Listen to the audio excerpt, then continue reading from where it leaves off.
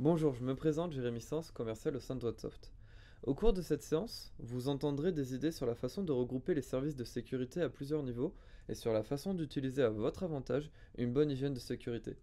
Nous parlerons de la stratégie qui sous-entend la sécurité par couche et vous donnerons des conseils pour convaincre vos clients d'investir dans leur propre protection. Si vous souhaitez élargir votre offre au-delà de l'antivirus, augmenter vos services facturables et en même temps améliorer votre efficacité, cette session est faite pour vous. La sécurité est une priorité pour tout le monde. Il se passe rarement un jour sans qu'il y ait une nouvelle attaque de cybersécurité dans les nouvelles, et vos clients l'entendent aussi. Vous pouvez aider à protéger vos clients, vous épargner beaucoup de temps et de maux de tête, et même gagner de l'argent en le faisant. Les attaques de ransomware ont presque doublé en 2017, en partie à cause de la perte de contrôle du gouvernement américain sur un outil de piratage classifié. Donc le Washington Times a rapporté que le code source d'une faille de la NSA connue sous le nom d'Eternal Blue a été divulgué en ligne en avril 2017, et les cybercriminels l'ont ensuite réorienté pour en faire deux souches, donc les plus disruptives de logiciels ransomware qui n'ont jamais été créés, qui étaient le WannaCry et NotPetya. Donc Malwarebytes a déclaré que ses analystes ont enregistré une augmentation de 700% des demandes de rançon entre juillet et septembre de cette année-là, avec plus de la moitié de cette augmentation liée aux versions de WannaCry. Donc il n'est pas surprenant que la sécurité soit l'affaire de tous, et ça devrait l'être. 2017 a connu une baisse des détections en raison de la disparition des kits d'exploitation, notre rootkit, moins d'efficacité des malwares, et un passage au cryptomineur, donc le logiciel malveillant qui exploite un processeur ou la partie RAM pour extraire des devises crypto. Mais tout ça sans notifier les victimes. Ce qui est remarquable avec les solutions comme WannaCry et NotPetya, c'est qu'ils ne nécessitent qu'une interaction humaine minimale pour se propager. La victime n'a pas besoin de cliquer sur quoi que ce soit, ou alors juste en quelques clics la machine est cryptée et du coup inutilisable. Élargissez votre portefeuille avec les services de sécurité à plusieurs niveaux, donc une sécurité dite MSSP. Vos clients s'attendent à un certain niveau de sécurité de base pour leurs services informatiques. S'ils sont attaqués, qui vont-ils blâmer? Vous, en fait, le fournisseur informatique. Donc que ce soit de votre faute ou non, vous serez aspiré dans une réponse de sécurité qui prend beaucoup de temps. Vous pouvez éviter ces problèmes et fournir facilement une sécurité de base, et même développer vos services, tout en aidant vos clients à se conformer à la réglementation et plus encore. Certains des MSP les plus performants utilisent la sécurité pour différencier leurs services et se démarquer de la concurrence. Il n'est pas nécessaire que ce soit compliqué ou coûteux. De plus, si vos outils sont intégrés à votre système de surveillance et de gestion à distance, vous pouvez rationaliser davantage votre prestation de service tout en augmentant votre rentabilité. L'idée est vraiment voilà, de devenir fournisseur d'un service premium de sécurité. La sécurité n'a pas besoin d'être effrayante. Commencez par l'essentiel. Voyons pour commencer, commencez du coup par l'essentiel et développer vos capacités à mesure que vos connaissances augmentent. Dans cette session, nous allons nous concentrer sur les offres de sécurité de base. Nous allons peler les différentes couches de sécurité pour vous montrer par où commencer. L'idée voilà, de la gestion de sécurité essentielle, donc avec la gestion de correctifs, un antivirus managé, de la protection web ou du filtrage mail, pardon, c'est que vous allez offrir peut-être voilà, déjà certaines de ces capacités à vos clients. Si c'est le cas, vous êtes sur la bonne voie, mais est-ce que vous les appliquez vous toutes de façon constante à chaque appareil que vous gérez, y compris les serveurs? Maintenant, il faut un peu réfléchir à votre place sur cette échelle de maturité et à ce que vous voulez faire. Très peu d'entre eux décideront d'entrer dans le domaine de la sécurité avancée, donc peut-être avec une partie voilà, couverture additionnelle, avec de la surveillance continue de la sécurité, de la chasse aux menaces, de la gestion des risques, mais plutôt peut-être une sécurité dite essentielle intermédiaire, où il y a vraiment de la place à faire. Les ressources de sécurité peuvent être coûteuses et difficiles à conserver pour celles de type avancé, mais cependant, avec les services de base intermédiaires, on estime que le marché des PME auxquels peuvent s'adresser les MSP s'élève à peu près 9 milliards d'euros et qui croît à un taux composé annuel de près de 15%. Maintenant, comment l'améliorer? L'idée, c'est d'évaluer un peu les lacunes dans l'utilisation et la couverture, évaluer aussi toute la partie conformité et risque. Avec le RGPD, il y a moyen voilà, de vendre du service de sécurité supplémentaire, et également du coup d'adapter ses offres et capacités attendues, et peut-être élaborer des partenariats. Donc, il n'existe pas de back-end magique dans le monde de la sécurité. Voilà, celle-ci peut paraître compliquée. Il y a une raison à cela. Il existe de nombreux types de méthodes d'attaque, de nombreux endroits qui nécessitent une défense, et chaque fournisseur vous dit que ces méthodes de protection sont les plus importantes et les meilleures. Certains vont même jusqu'à dire que la méthode est complète ou qu'elle a tout ce dont vous avez besoin, mais cela est faux. Il n'y a pas de solution miracle pour la sécurité. En effet, il existe de nombreuses méthodes d'attaque, de multiples points d'entrée à défendre. Et il existe une pléthore de solutions, donc cela peut paraître vite compliqué. Donc voici en 2019 le top 5 des cyberattaques. Donc la première était le DOS, donc l'utilisation des ressources informatiques. Ensuite, il y a eu l'attaque de l'homme au milieu. Donc en fait, le hacker s'insère au milieu d'une communication entre, par exemple, client-serveur pour faire de l'espionnage, de l'interception de mails, de l'historique de navigation, etc. Il y a également la partie phishing ou hameçonnage en français, qui est la pratique qui consiste à envoyer des courriers qui semblent provenir de sources fiables et qui y ressemblent. Donc l'éditeur va rentrer ses logins, etc. si c'est par exemple euh, une demande de modification de mot de passe ou autre. Ensuite, il y a l'attaque par drive, donc by download, donc directement une attaque par téléchargement, donc l'utilisation d'un script invisible qui peut installer des logiciels malveillants directement sur l'ordinateur d'une personne qui visite le site. Et enfin, l'attaque par mot de passe. Donc là, voilà, en attaque par dictionnaire ou en force brutale, on va essayer de trouver le mot de passe d'une machine pour ensuite récupérer les données dessus. Donc il y a de nombreux points d'entrée qui sont à sécuriser. Donc voilà, il y a le trafic web, ça peut être directement la machine, les données repos, les mouvements, les applications. Donc là, avec la gestion corrective, ça va nous aider. Et il y a tout autant de solutions de sécurité. Donc on peut sécuriser le réseau, l'antivirus. Maintenant, il y a la partie intelligence artificielle et machine learning, tout ce qui est aussi analyse comportementale. Donc plein d'éléments qui vont vous aider à sécuriser les postes de vos clients. Maintenant, on va parler un peu de la sécurité par couche. Donc l'industrie de la sécurité utilise un terme appelé défense en profondeur. Donc de multiples niveaux de contrôle de sécurité sont utilisés pour défendre les systèmes informatiques. L'intention est d'assurer une redondance dans le cas où l'un des contrôles de sécurité échouerait ou serait contourné par les pirates informatiques, les autres étant là pour se protéger. La sécurité, en fait, c'est un peu le jeu du chat et la souris, où de meilleures mesures de protection sont mises en place et de correctifs sont publiés du coup par les éditeurs, sont publiés par des éditeurs, jusqu'à ce que les hackers du coup conçoivent une autre méthode d'attaque plus avancée pour laquelle les méthodes de sécurité actuelles sont inefficaces. Et après ce cycle, voilà, continue et du coup, on revient à la même chose. Un cadre de sécurité à plusieurs niveaux utilise plusieurs méthodes pour empêcher les hackers d'entrer et pour protéger les biens de valeur de vos clients. Au fur et à mesure que de nouvelles menaces évoluent, ces couches offrent une protection essentielle. Voilà un petit graphique donc avec les stratégies, procédures et sensibilisation, avec l'éducation des utilisateurs, la partie sécurité physique, on va mettre des protections, verrous et dispositifs de suivi. Et après, on rentre vraiment dans la machine, donc la partie application, renforcement de la sécurité des applications antivirus, de la gestion des correctifs, les segments réseau et les systèmes de détection d'intrusion réseau, et on peut aussi crypter les données. Par analogie, tout comme vous prenez de multiples précautions pour protéger votre maison ou votre voiture contre le vol ou l'intrusion, votre parc informatique devrait inclure de multiples couches intégrées à votre prestation de service IT afin qu'elles deviennent une partie naturelle de votre utilisation quotidienne. Lorsque vous garez votre voiture, vous verrouillez les portes, emportez les clés avec vous. Une alarme est généralement intégrée dans le mécanisme de verrouillage. On n'a pas besoin d'y penser et cela ne fait que fonctionner. Donc ça fournit un niveau de protection de base. On peut aussi ajouter cela, stationner dans un endroit surveillé, comme on peut le comparer peut-être à du filtrage web. Votre client qui va sur un site malveillant, c'est la même chose. L'idée, voilà. L'antivirus va empêcher les logiciels malveillants d'entrer et les contenir s'ils sont découverts. La gestion des correctifs pour s'assurer que les failles sont changées lorsque les brèches sont partagées publiquement. Le filtrage web pour vous éloigner des sites malveillants.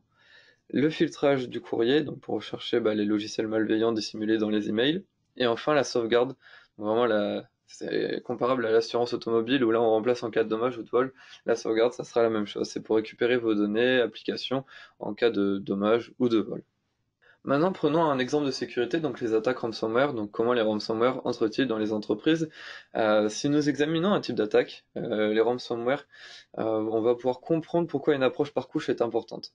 Généralement, les logiciels de ransomware fonctionnent en cryptant les données sur les ordinateurs infectés et en les gardant en otage, jusqu'à ce qu'un paiement soit reçu par les cybercriminels, donc généralement sous la forme d'une crypto-monnaie comme le Bitcoin. Une étude récente sur les logiciels de rançon a montré une variété de points d'entrée pour les attaques réelles de logiciels de rançon, y compris les pièces jointes au courrier, donc soit 73%, les courriers d'hameçonnage, 54%, et les sites web malveillants, 28%. Les utilisateurs peuvent visiter de mauvais sites intentionnellement, mais le plus souvent ce n'est pas intentionnel. Ils peuvent être attirés sur le site par une annonce, un courrier ou une fausse URL. Les courriers d'hameçonnage sont très difficiles à attraper. Ils peuvent sembler provenir d'un contact de confiance ou ils peuvent ressembler à un courrier d'affaires légitime. Ça peut être voilà, un faux mail de Facebook qui demande de changer de mot de passe ou une solution tiers. Donc il a plein de façons en fait de déguiser ce mail pour ensuite que le client rentre ses données ou télécharge quelque chose de malveillant. Mais lorsque c'est un lien vers un site malveillant, donc en fait ils vont déguiser le contenu attendu et ils amènent l'utilisateur à penser que le lien ou cette pièce jointe est légitime. Donc on peut penser à un exemple. Voilà, est-ce qu'on a déjà reçu un courrier d'un collègue ou d'un ami dont le sujet était convaincant et familier, c'était quelque chose de très court. J'ai trouvé ceci pour toi. Voilà, l'email est court. Il y a une seule URL à cliquer, généralement, on va vouloir cliquer dessus. Même l'URL peut sembler légitime, mais quand on passe sa souris dessus, en fait, on voit que le lien est complètement différent. Donc beaucoup de victimes, on va dire, peu méfiantes, tombent dans le panneau tous les jours. Donc maintenant, comment les ransomware sont-ils généralement détectés et bloqués lorsqu'ils tentent d'entrer dans une entreprise? La façon dont un tel logiciel de rançon est détecté varie également. Donc comme vous pouvez le voir à partir de ces données, différentes protections arrêtent différentes attaques. Dans notre exemple, si vous aviez un antivirus, un filtrage de courrier, un filtrage web, un pare-feu, vous pouvez voir qu'il serait très difficile de faire passer une telle menace. Donc avec des taux de 83% pour l'antivirus, 64% pour la passerelle courrier web et 46% pour le système de détection d'intrusion. Donc le fait d'avoir une seule de ces défenses aidera, mais il y a de fortes chances que ce ne soit pas le cas. En fait, le changement de ransomware passant à travers l'antivirus est de 2 sur 10 et plus de 5 sur 10 pour les pare-feux réseau. Donc, n'utiliser qu'une seule méthode de protection, c'est un peu flirter avec le désastre. C'est pourquoi on recommande souvent une approche de sécurité dite par couche. Voilà, pour les autres pourcentages, on a la surveillance du comportement réseau. Ça peut être détecté par un utilisateur qui lui-même a subi le ransomware. Donc là, il prévient les autres postes, enfin les autres, du coup, ses autres collègues, pour éviter peut-être d'ouvrir sur un mail qui serait dans une boîte commune, etc. Donc voici quelques recommandations donc, pour la défense contre les ransomware. En fait, nous ne sommes pas les seuls à recommander ces mesures. Whatsoft, on ne se prétend pas voilà, avoir la seule vérité. Donc il existe de nombreuses institutions et de nombreux professionnels qui font ces suggestions-là, mais elles s'articulent toutes autour de ces éléments clés. Donc plus important encore, sauvegardez vos données pour en faciliter la récupération si vous êtes compromis. Au minimum, sauvegarder les documents des utilisateurs, idéalement sauvegarder l'image système, donc des postes de travail ou alors un serveur entier. Donc bien que la sauvegarde de documents soit bonne, il existe quelques variantes qui verrouillent les index de fichiers, donc ce qui rend votre machine capable d'une simple réinstallation d'usine. Donc on perdrait beaucoup de temps à reconfigurer les applications, etc. Ensuite, utiliser un logiciel antivirus, donc une entreprise réputée. Il y a un argument sur le fait d'utiliser ou non un antivirus sur les serveurs. Donc certains préfèrent ne pas l'utiliser sur les serveurs pour optimiser les performances par rapport à la charge de travail de ses clients. D'autres ne le feraient pas sans l'utiliser sur chaque appareil. Donc si vous pensez que votre appareil ne touche pas Internet, c'est qu'il est donc en sécurité. Vous devriez réfléchir peut-être très attentivement à la possibilité qu'un attaquant puisse entrer par le réseau, donc un utilisateur ne se doute de rien, qu'un mot de passe soit volé, etc. Donc les attaques latérales sont actuellement à la hausse. Maintenez ensuite vos systèmes d'exploitation et vos applications à jour. Donc en particulier les logiciels tiers, donc grâce aux derniers correctifs de sécurité. Donc l'automatisation de ces mises à jour peut vous aider. N'oubliez pas d'inclure à la fois les serveurs et les postes de travail. Utilisez également le filtrage des emails, donc pour identifier et mettre en quarantaine les emails suspects. Donc on accorde une attention surtout aux pièces jointes, donc exécutables telles que les macros Microsoft, PowerShell et JavaScript.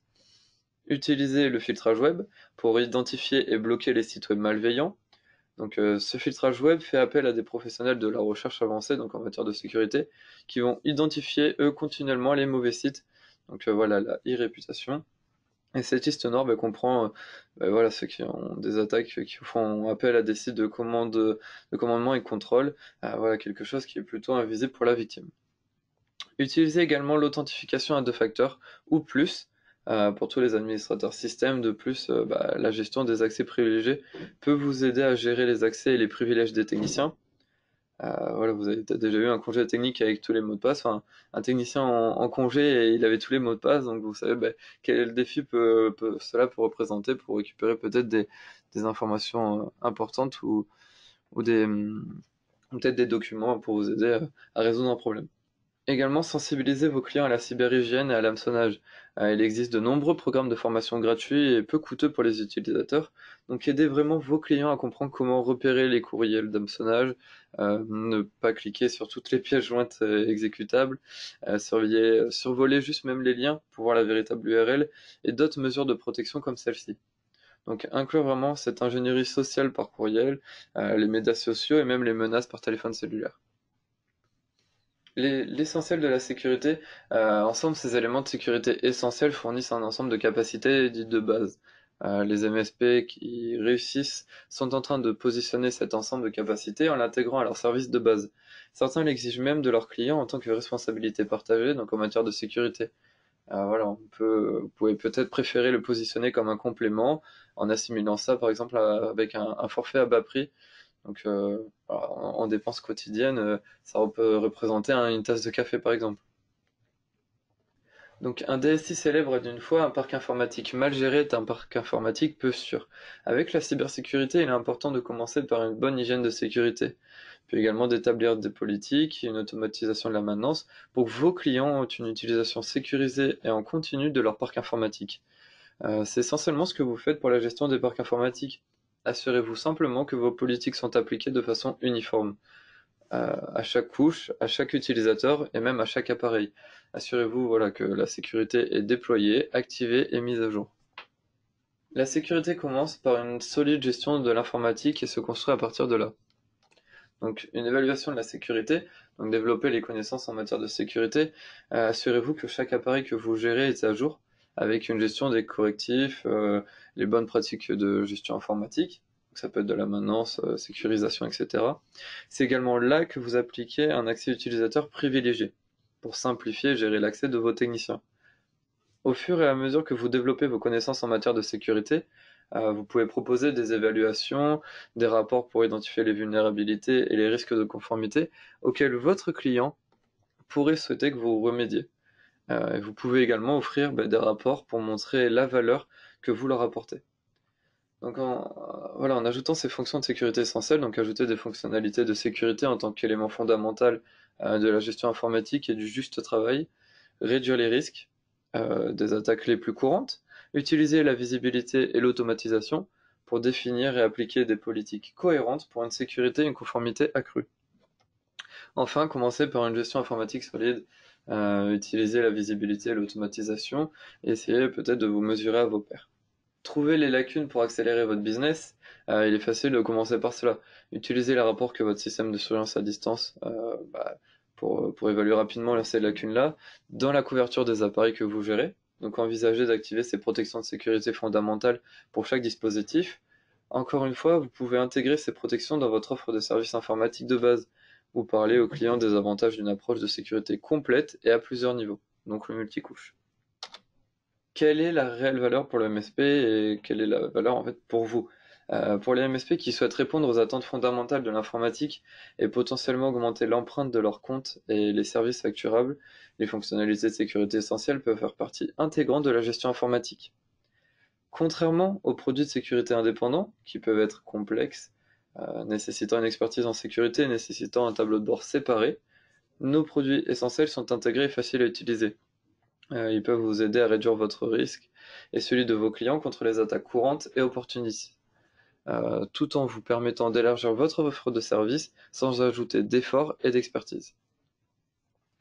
Votre client appréciera ses capacités de sécurité de base, donc le filtrage mail, la sauvegarde, etc., qui réduisent les risques liés aux menaces opportunistes courantes et en gagneraient en simplicité.